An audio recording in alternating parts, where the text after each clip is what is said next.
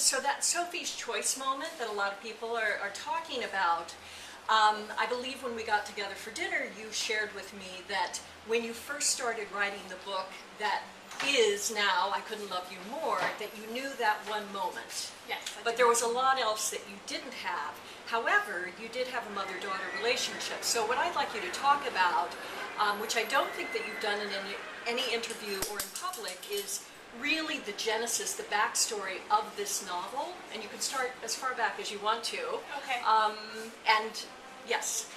So when I was 8 years old,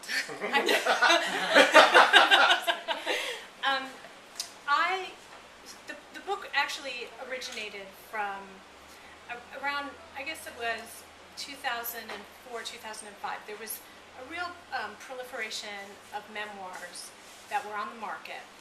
And some of them were about the writers themselves, and they were written by writers, and some were about the writers' children.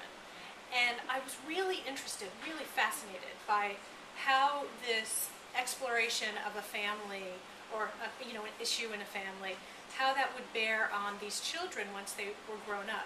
And it actually, the whole thing started when I saw Ayelet Waldman was talking about her relationship to her blog and what happened with her blog and her family, and about her husband.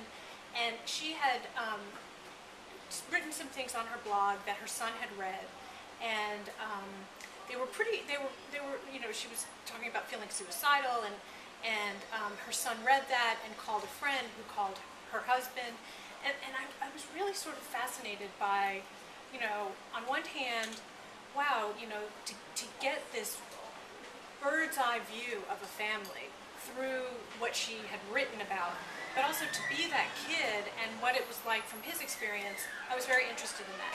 So the first pass of this book, before it was even anything, it was years before it became what it eventually is.